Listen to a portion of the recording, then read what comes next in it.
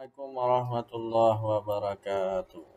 Ketemu lagi dengan Pandan Baikut Channel. Pada hari ini kita akan masukkan analisa saham Bukalapak.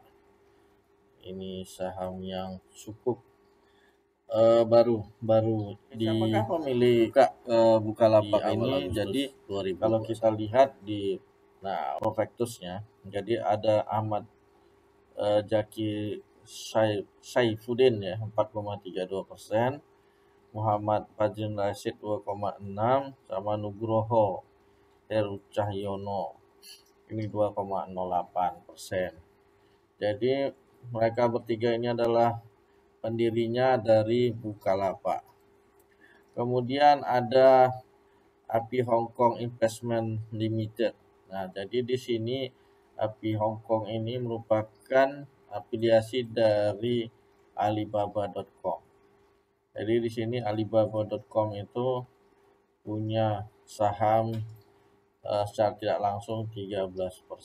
Untuk apa dia memiliki saham Bukalapak, nanti kita lihat di penjelasannya. Kemudian ada Archipelago Investment. Ini merupakan lembaga investasi yang berada di Singapura. Kemudian dia juga secara tidak langsung pemilik PT Kreatif Media Karya. Jadi dia memiliki PT Kreatif Media Karya, kemudian secara langsung juga dia memiliki di Bukalapak 9,45%. Jadi Kreatif Media Karya ini adalah pemegang saham terbesar 23,93%. Nah, PT Kreatif Media Karya ini merupakan anak usahanya dari MTEK MTEK lah ya. Kemudian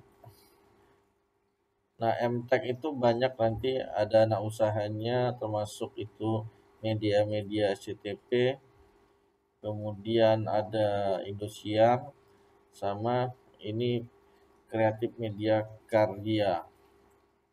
Jadi mereka inilah Kreatif Media Karya Archipelago pemegang utamanya di sini. Oke, nah ini Elang Mahkota Teknologi MTEK tadi memiliki saham di bidang konten, itu PT Kreatif Media Karya. PT Kreatif Media Karya ini mempunyai saham di Bukalapak 23%. Sedangkan si MTEK sendiri itu dimiliki oleh Archipelago Investment tadi 8,06%. Jadi MTEK ini telah berkolaborasi dengan Alibaba. Nah, Alibaba dia juga punya saham di Bukalapak. Untuk finansial, untuk namanya itu adalah layanan Emoni Dana. Sekarang transaksi di Bukalapak menggunakan Dana, Digital Payment System in Indonesia. Jadi Dana adalah fitur layanan uang elektronik yang ada di Bukalapak sebagai alternatif pilihan metode pembayaran. Dan jadi pemikiran dari Alibaba sama beberapa lembaga keuangan lainnya ingin menguasai sistem pembayaran. Jadi siapa yang karena di masa depan nanti sistem pembayaran itu tidak dengan uang cash, tapi ke arah uang elektronik. Jadi inilah masing-masing mereka ingin menguasai persentase daripada uang elektronik yang beredar. Jadi Alibaba udah mengakuisisi beberapa perusahaan seperti itu. Di antaranya ini dia memberikan sahamnya di Dana dan di Bukalapak. Apabila kita membeli di bukalapak.com, maka kita bisa bayar langsung atau kita simpan dulu di Dana. Nah, jika kita kemudian barang yang datang itu tidak kita terima, kita kembalikan, maka uangnya itu akan kembali ke namanya itu uang elektronik Dana ini. Jadi kalau seandainya banyaklah orang pengguna Bukalapak dan di masing-masing akun Dananya punya uang, nah uangnya ini bisa menjadi uang tersimpan ya, yang sangat besar. Oke, untuk selanjutnya, nah kita masuk ke asetnya. Aset terbesar dari Bukalapak berupa aset lancar, yaitu kasnya 1,4 triliun. Jadi yang paling terbesar itu kasnya 1,4 triliun. Dan aset tidak lancarnya, aset tetap 271 miliar. Nah, apa saja aset dari kasnya ini? Nah, aset kasnya itu berupa deposito berupa dolar sebesar 1,128 triliun dari total kasnya. Jadi banyak sekali uang di Bukalapak ini berupa deposito. Kemudian aset tetapnya berupa yang terbesar infrastruktur teknologi itu saldo terakhir itu 477 miliar rupiah. Oke, jadi aset tetap terbesar di infrastruktur adalah di infrastruktur teknologi. Kita masuk ke pendapatan dan beban. Kalau kita lihat pendapatannya dari 2018 hingga 2020 terjadi peningkatan yang cukup signifikan dari 2018 ke 2019 sebesar kira-kira 700 miliar. Ke 2019 sampai 2020 itu 300 miliar. Kemudian dari mana sumber pendapatannya? Sumber pendapatan terbesar yaitu dari marketplace. Perkembangan marketplace-nya dari 2018 ke 2020 cukup signifikan. Jadi untuk mitra dan buka pengadaan ini relatif kecil, bisa kita abaikan. Kemudian bebannya. Ternyata bebannya pendapatan 1,3 triliun, beban penjualan dan pemasarannya itu sudah melebihi pendapatannya 1,519. Ya, dia bakar uang dengan menggunakan voucher. Vouchernya relatif turun dari 2019. Kemudian ada mitra lagi 438 miliar dan 430 miliar. Ini adalah beban terbesarnya, sekitar 860-an, 660 atau 467 ya, 68 miliar. Ini beban terbesarnya dari beban penjualan dan pemasarannya. Apabila ini bisa diselesaikan, kemungkinan pendapatannya bisa positif nantinya, laba ruginya. Kemudian kita lihat beban umum dan administrasi. Jadi gaji dan kesehatan kawan itu cukup besar, ini 673 miliar selama 1 tahun. Saya belum lihat berapa orang, tapi untuk perusahaan IT seperti ini cukup besar ya dengan jumlah orang yang sedikit. Kemudian internet, hosting dan penyimpanan pemeliharaan data itu cukup besar sampai 0,5 triliun. 553 miliar, ini dalam ribuan ya.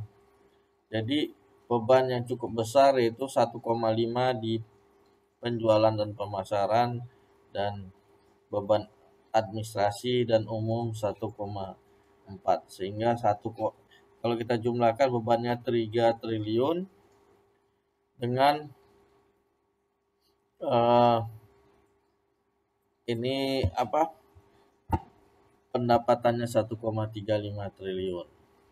Jadi kalau kita lihat beban yang paling besar tadi ada sekitar 2 triliun.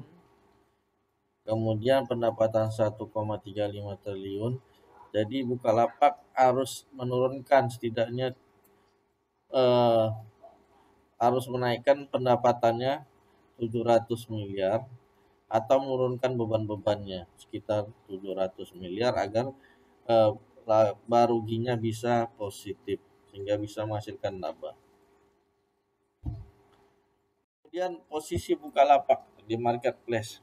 Kalau kita search di Google, marketplace terbaik di Indonesia itu Bukalapak mendapat peringkat nomor 4. Itu dari halaman web retails.com. Jadi ada di atasnya Shopee, Lazada, Tokopedia. Ada di bawah Bukalapak, Tiki, Blibli. Ini di Asia Tenggara.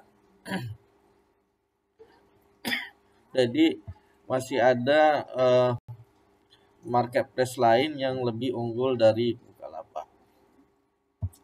Oke, dari hasil review tersebut kita ketahui bahwa pendapatannya 1,35 triliun 2020 dengan beban-beban yang cukup besar. Ini beban yang terbesarnya 2 triliun dengan jumlah saham 103,06 miliar dengan harga saat ini 890 per lembar. Jadi kapitalisasinya 91 triliun. Jadi ini besar sekali Bukalapak ini nilainya. 91 triliun tetapi asetnya hanya sekitar 2 triliun. Kemudian pernya saat ini masih minus karena labanya masih minus. Kemudian posisi saat ini nomor 4 di marketplace Asia Tenggara. Jadi pengusahaan saham Bukalapak ini adalah salah satu kunci menguasai digital money. Jadi apabila marketplace-nya telah dikuasain yang besar-besar, nanti digital money-nya juga akan dikuasain. Jadi silakan bagi Anda yang pengen membeli. Prospeknya kalau kita lihat untuk Anda yang berinvestasi di jangka pendek ini cukup sulit. Karena